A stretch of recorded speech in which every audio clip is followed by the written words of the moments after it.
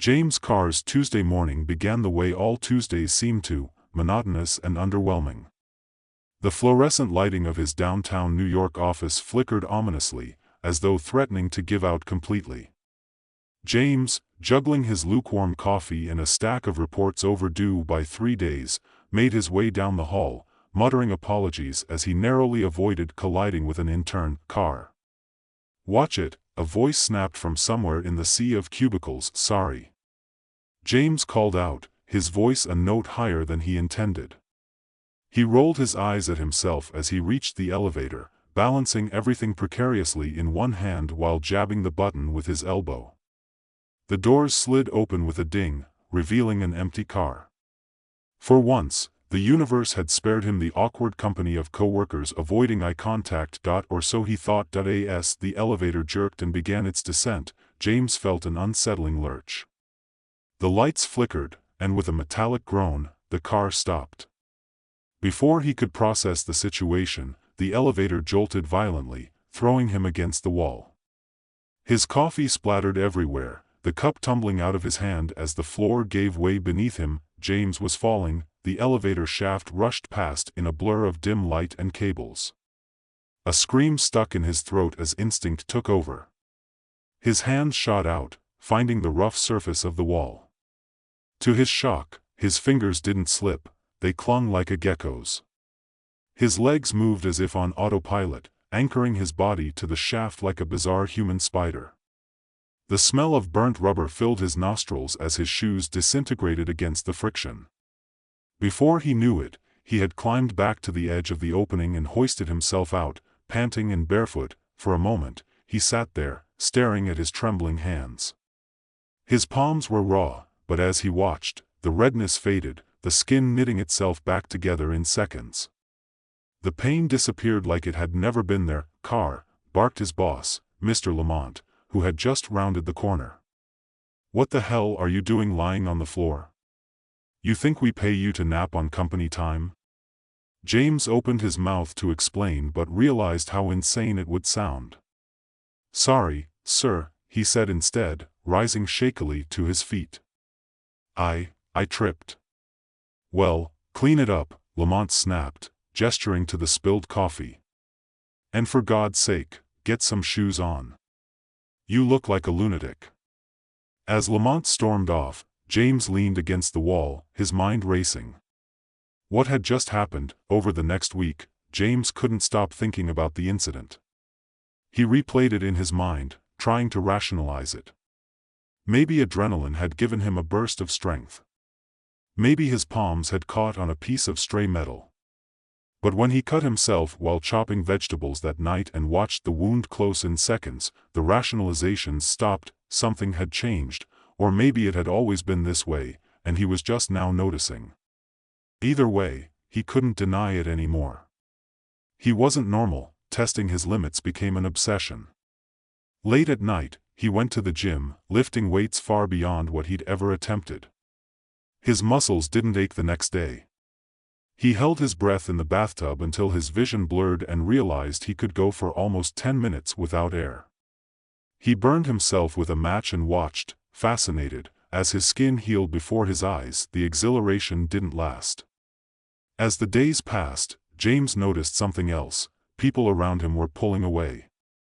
His friends stopped inviting him to their weekly trivia night after he guessed every answer correctly without hesitation. His coworkers whispered behind his back, their unease palpable whenever he walked into a room. It wasn't just his abilities that had changed, it was everything that he tried to keep things normal, but it was like pretending not to notice a fire burning in the corner of the room. Every interaction felt forced, every laugh hollow. The worst moment came at his sister's birthday party, where his family watched in stunned silence as James casually caught a knife that had slipped from the counter midair. His mother, usually doting and warm, looked at him like she didn't know him. "James, honey," she said later that evening, her voice cautious, "you've been different lately. Are you okay?" "Fine," he lied, forcing a smile.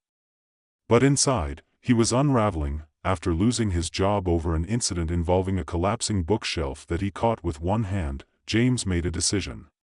He couldn't keep living like this, pretending to fit into a world that wasn't built for someone like him.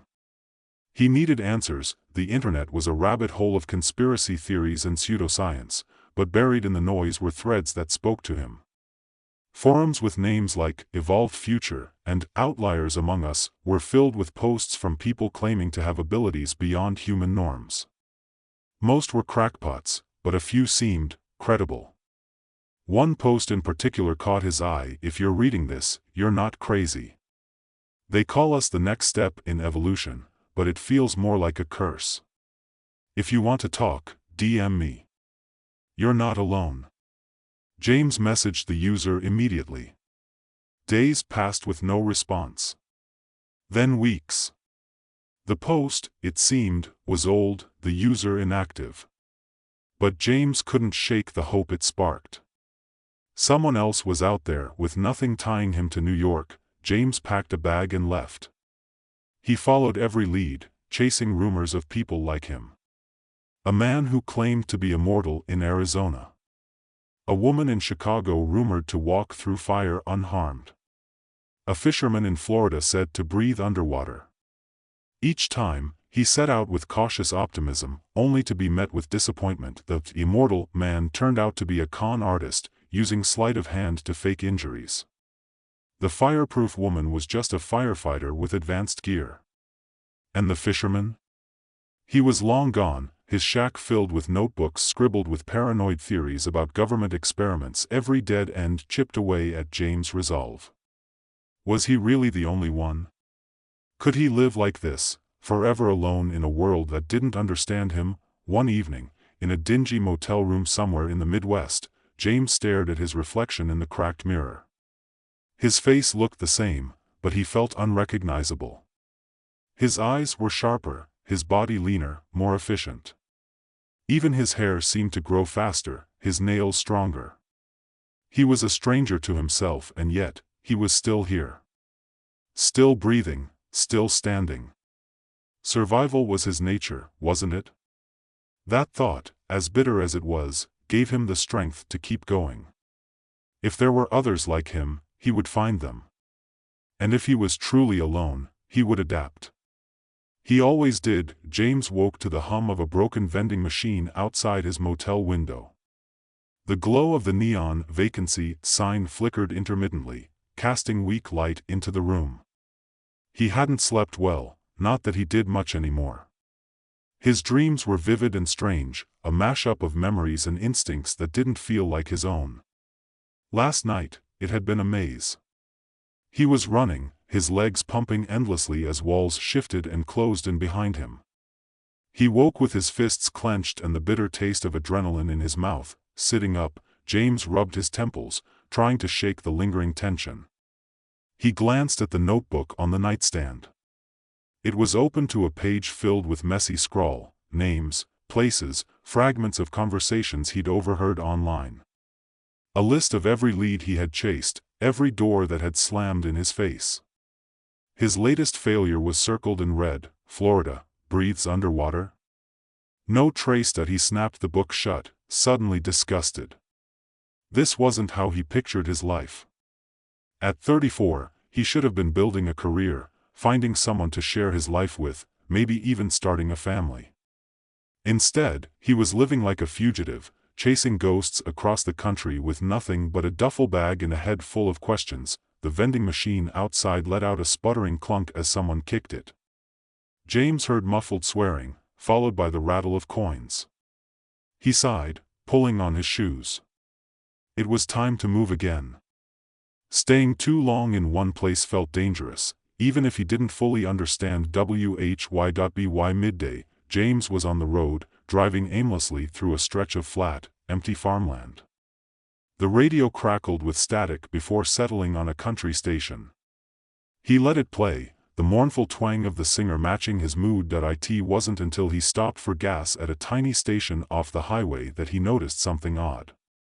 The cashier, a wiry man with graying hair and a name tag that read Earl, kept staring at him. Not the casual glance of curiosity, but something sharper, more deliberate. James felt the hairs on his arms rise. "You passin' through?" Earl asked as James handed him a 20. "Yeah." James replied, keeping his tone light. Heading west. Earl nodded slowly, his eyes narrowing. You don't look like you're from around here. James forced a smile. I get that a lot. For a moment, neither man spoke. Earl's gaze lingered, and James felt an uncomfortable prickle at the back of his neck. He paid for the gas and left quickly, his instincts telling him to keep moving. As he drove away, he glanced in the rearview mirror. Earl was standing in the doorway of the station, watching his car disappear down the road. By evening, James found himself in a small, nondescript town with a single diner and a handful of weathered buildings. He pulled into the diner's parking lot, hoping for a hot meal and a chance to clear his head. Inside, the place smelled of grease and burnt coffee. A waitress with a tired smile handed him a menu and poured him a cup of coffee without asking. Passing through? She asked, her voice kind but distant. Yeah, James said, the same answer he always gave. Just passing through. He ordered a burger and fries, keeping his head down as he ate. The few other customers in the diner seemed absorbed in their own conversations, but James couldn't shake the feeling that someone was watching him. He scanned the room casually, his eyes landing on a man sitting alone in the corner booth. The man was middle-aged, with a weathered face and sharp, alert eyes. He wasn't eating. He was just sitting there, nursing a cup of coffee and staring directly at James. James froze. His pulse quickened, but he forced himself to stay calm. He met the man's gaze briefly before looking away, hoping to brush it off as coincidence. But when he glanced back, the man was still watching. Finishing his meal quickly, James paid his bill and stepped outside. The air was cool and quiet, the streets nearly deserted. He headed for his car, but a voice stopped him. James' car, the man from the diner said, stepping out of the shadows. James turned slowly, his heart hammering in his chest. Do I know you? He asked, keeping his voice steady. The man smiled faintly. Not yet. But I know you. Every muscle in James' body tensed. Who are you? My name's Victor, the man said. And I've been looking for someone like you.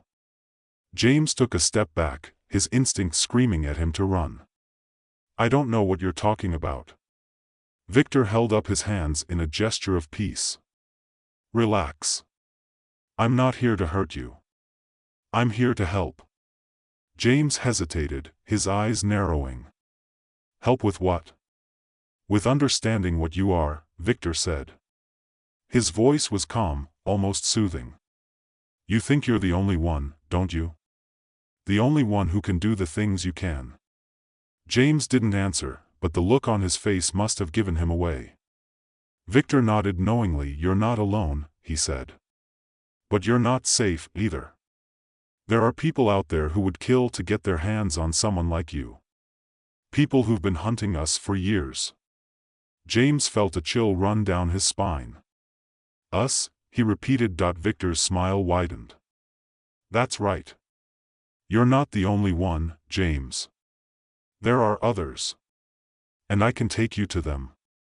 James didn't trust Victor, but the promise of answers was too tempting to ignore. After some hesitation, he agreed to follow Victor to a safe house in the nearby woods. The drive was tense, the silence between them thick with unspoken questions. When they arrived, James was surprised to find a modest cabin tucked away among the trees. Inside, it was sparsely furnished but clean, with maps and documents spread across a wooden table.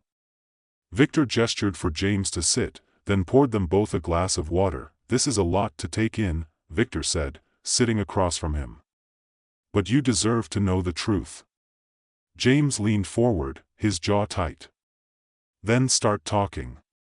Victor explained that he was part of a small, underground network dedicated to finding and protecting people like James, people with abilities that defied explanation. He described a shadowy organization that sought to capture and experiment on such individuals, using them as lab rats in their pursuit of power. They call us outliers, Victor said. But really, we're just the next step. Evolution doesn't stop, James. It adapts. And so do we. James listened in stunned silence. For the first time in months, he felt a flicker of hope. Maybe he wasn't as alone as he thought. But even as Victor spoke, a nagging doubt crept into James' mind. Something about this felt too easy, too convenient that he was about to question Victor further when the sound of approaching vehicles shattered the quiet. Lights flooded the cabin, and Victor's face went pale. "They found us," he whispered. "We have to go. Now." Before James could respond, the door burst open, and chaos erupted. Victor moved with practiced speed, grabbing a duffel bag from beneath the table and tossing it over his shoulder. "Through the back," he shouted, yanking open a door that led into the dense woods behind the cabin. James hesitated only a moment before following. The roar of engines and the crunch of tires on gravel filled the air as several black SUVs screeched to a stop outside. Voices barked commands, and the unmistakable sound of boots hitting the ground sent a jolt of adrenaline through James' system. Victor led the way into the trees, weaving through the undergrowth with a precision that suggested years of practice. James followed close behind, his body responding instinctively to the terrain. He vaulted over fallen logs, ducked under low-hanging branches, and kept his breathing steady despite the hammering of his heart. His senses felt sharper than ever: the snap of a twig, the rustle of leaves, the distant hum of a drone overhead, all of it registered in vivid detail. Behind them, their pursuers were gaining. James could hear the shouts growing louder, the dogs barking as they picked up the trail. He risked a glance over his shoulder and saw beams of light cutting through the darkness, the faint glint of weapons in the hands of shadowy figures. "Keep moving," Victor hissed, not breaking stride. "We're almost there." "Almost where?" James shot back, his voice low but tense. "There's a backup vehicle about a mile out," Victor replied. "We just have to." A deafening crack split the air, and Victor stumbled, clutching his shoulder. James lunged forward, grabbing him before he could fall. Blood seeped through Victor's fingers, dark and warm against the fabric of his jacket. "Go," Victor gasped, pushing James forward. "Leave me." "Not happening," James growled, dragging Victor's arm over his shoulder. Despite Victor's weight, James found it easier than he expected to keep moving. His legs didn't tire, his muscles didn't strain. It was as though his body knew it couldn't afford to falter. The voices behind them were closing in. James' mind raced, calculating their odds of escape.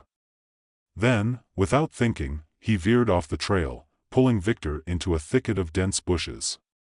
They crouched low, the branches scratching at their skin as the sounds of pursuit grew louder. James held his breath, his heart pounding in his ears. The beam of a flashlight swept dangerously close, illuminating the ground just feet from their hiding spot. He tensed, ready to spring into action if they were discovered. But then, miraculously, the voices moved on, the flashlight's beam disappearing into the distance. James exhaled slowly, his hand still gripping Victor's arm that was close. Victor muttered, his voice tight with pain. "Too close," James agreed. He glanced at the blood staining Victor's jacket. "We need to stop the bleeding." "No time," Victor said, shaking his head. "We need to keep moving." "Not like this," James insisted. He tore a strip from the hem of his shirt and pressed it firmly against the wound. Victor winced but didn't protest. "You're no good to anyone dead."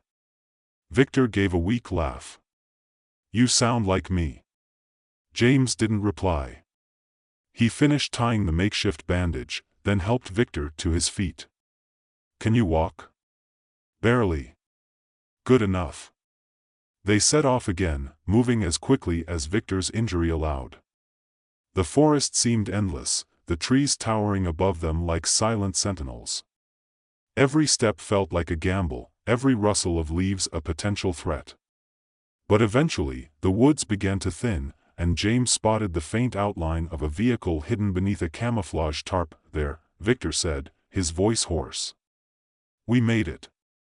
James helped him into the passenger seat, then ripped the tarp away and climbed into the driver's seat. He fumbled with the keys for a moment before the engine roared to life. Without hesitation, he slammed his foot on the gas, the tires kicking up dirt as they sped away. The forest gave way to an empty stretch of highway, the headlights cutting through the darkness. James kept his eyes on the road, his knuckles white against the steering wheel. Who were they? He asked finally, his voice hard. Victor leaned back in the seat, his head lolling to the side. The organization I told you about. They call themselves Haven, but don't let the name fool you. They're anything but safe. And why are they after you? After us? Because we're proof, Victor said. Proof that their experiments worked. James glanced at him sharply. Experiments? Victor nodded weakly. They've been tampering with human DNA for decades, trying to force evolution. Most of their subjects don't survive. But the ones who do, he gestured vaguely at James. You're looking at the result. James felt a cold knot form in his stomach. You're saying they made me? That this, he gestured to himself, isn't natural? It's natural now, Victor said. Once the changes take hold, they're permanent. You're not their property, James. You're better than they'll ever be. James tightened his grip on the wheel, his mind racing. He wanted to argue, to deny it, but deep down, he couldn't. The things he could do, the way his body adapted, it all pointed to something beyond ordinary human biology. But if Victor was right, if Haven had been behind it all, then that meant, they won't stop coming, he said quietly. No, Victor agreed. They won't. They drove for hours, the adrenaline slowly wearing off as the horizon began to lighten with the first hints of dawn. Victor drifted in and out of consciousness, his breathing shallow but steady. James kept going, unsure of where he was headed but knowing he couldn't stop. Finally, as the sun began to rise, he pulled off the road and into an abandoned rest area. The place was eerily quiet, the parking lot overgrown with weeds. He killed the engine and sat back in his seat, exhaustion crashing over him like a wave. Victor stirred beside him, his eyes fluttering open. We need to keep moving, he mumbled. You need rest, James said firmly. And so do I. Victor hesitated, then nodded reluctantly. A couple of hours. But no more.